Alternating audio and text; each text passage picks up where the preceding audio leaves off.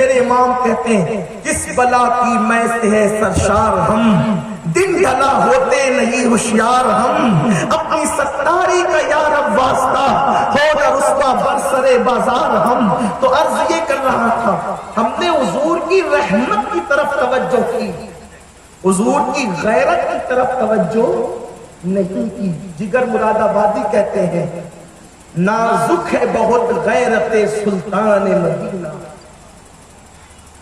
ان کی غیرت بہت غیور ہے، بہت غیور ہے۔ ایک روایت پڑھتا ہوں، اللہ کرے کسی کے دل میں بات اترے۔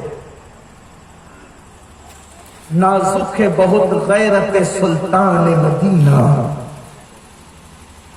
کائنات میں نبیوں کے بعد سب سے بہترین مخلوق اگر کوئی ہے روئے زمین پر تو اسے صحابہ کہتے ہیں۔ کوئی ولی، کوئی کتب، کوئی ابدال کسی صحابی کے مرتبے کو نہیں پہنچ سکتا۔ جس کو صحابی کہا اس کا مطلب وہ منقبتوں کی انتہا پر ہے۔ منقبت کی آخری انتہا صحابیت ہے۔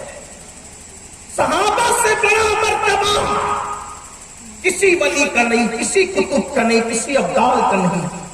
یہ وہ لوگ ہیں، بلکہ اگر کسی نے ایک لمحہ ایمان کی حالت میں گزارا، کلمہ پڑھا، حضور کو دیکھا، انتقال ہو گیا، نہ سجدہ کیا، نہ رکوع کیا، نہ نماز پڑھی، نہ روزہ رکھا، نہ حج، کچھ نہیں کیا، ایک لمحہ ہی ملا تھا، بس ایمان لائے، دیدار یار کیا، دنیا سے چلے گئے، ان کے برابر بھی کوئی نہیں ہو سکتا۔ یہ مقام صحابیت ہے، یہ مقام صحابیت ہے۔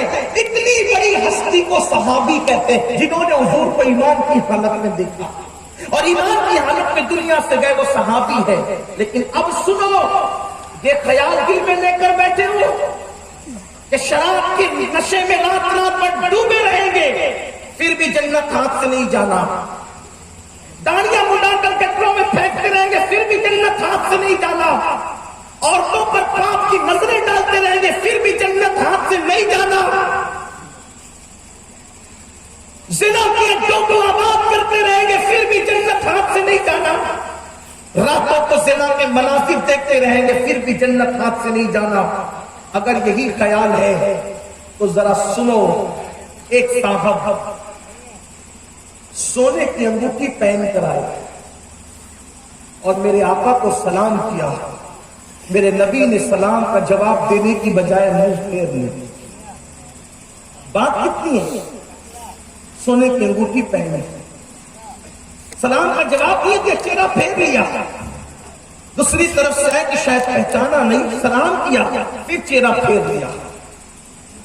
اس کی جان کائنات ناراض کیوں ہے؟ تو فرمایا تو نے جہنمیوں کا زیور کیسے پہنا؟ دوسری روایت، ایک صاحب نے اونچا قبہ نما مکان بنایا، پوچھا یہ کس کا ہے؟ یہ کس کا ہے؟ فلاں کا۔ کچھ نہیں کہا۔ جب وہ آئے انہوں نے سلام پیش کیا، منہ پھیر لیا، دوسری طرف سے سلام پیش کیا، منہ پھیر لیا۔ انہوں نے کسی سے پوچھا روح کائنات جان کائنات ناراض کیوں ہے؟ تو کہا تم نے قبہ نما مکان بنایا اس لیے حضور ناراض ہو گئے۔ اور پھر حدیث میں آتا ہے کہ انہوں نے سورج غروب ہونے سے پہلے پورا مکان زمین بوس کر دیا۔ اب ان دو روایتوں کو سامنے رکھنا اور ان دو روایتوں کو سامنے رکھ کر اب ذرا توجہ کرنا۔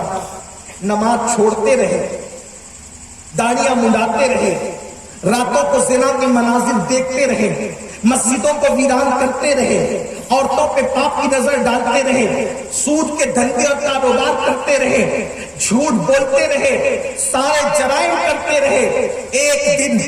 ایک دن آخر موت ہے، موت جسم پر روح اور جسم کے اجتماعیت پر موت کی تلوار لٹک رہی ہے۔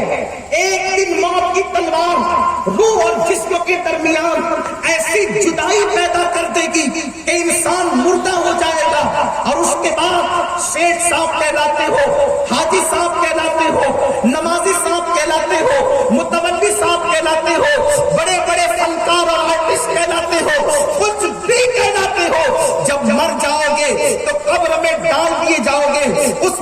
کو ذرا غور کرو، اپنے دل و دماغ میں لاؤ، اپنے تصورات اور تخیلات میں لاؤ۔ اللہ اکبر، کپڑے اتار دیے گئے، اللہ اللہ، اور اپنی پسند کا بھی نہیں بلکہ کسی اور کی پسند کا چند گز کپڑا لپیٹ دیا گیا جسے کفن کہتے ہیں، غمگین کافوری خوشبو لگا دی گئی اور اس کے بعد اٹھا کر کے شہر خاموشہ میں لے جایا گیا اور قبر کے گڑھے میں ڈال دیا گیا۔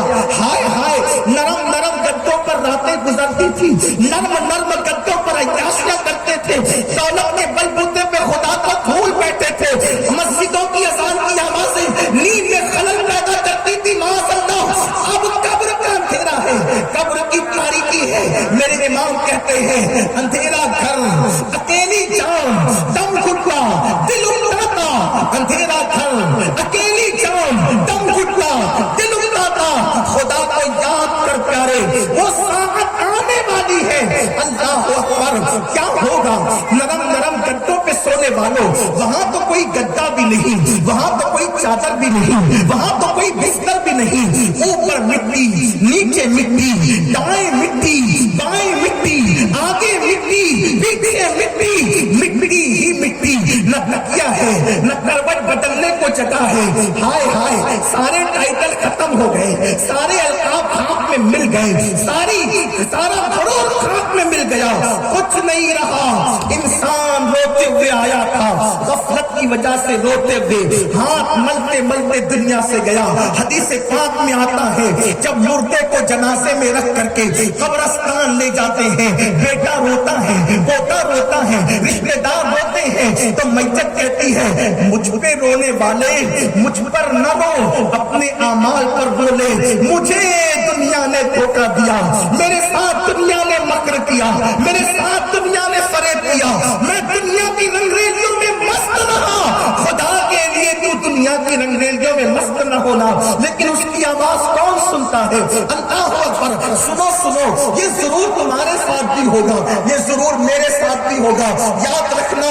اللہ اکبر، ہاتھ چومنے والے کوئی قبر میں نہیں آئیں گے نا، ٹائٹل دینے والے کوئی قبر میں نہیں آئیں گے نا، نام کے نعرے لگانے والے کوئی قبر میں نہیں آئیں گے نا۔ کون کس کی قبر میں آیا ہے؟ جو اپنی قبر میں کوئی آئے گا۔ اللہ اکبر، ہو تو یہ رہا ہوگا، اکیلے انسان کو ایک چھوٹی سی کوٹری کے اندر 2 گز زمین کے اندر، بڑے بڑے زمین داروں کو بھی 2 گز زمین کے اندر۔ میں پہلے تقریر میں کہتا تھا اپنی دولت پہ گھمنڈ نہ کرو، اپنی کمائے ہوئے پیسوں میں سے کفن کے سوا کچھ نہیں لے جاؤ گے، لیکن اب تو میں وہ بھی نہیں کہتا، اس لیے کہ کورونا کی مہاماری نے بتا دیا کہ بڑے بڑے مالداروں کو بھی خود کے پیسوں کا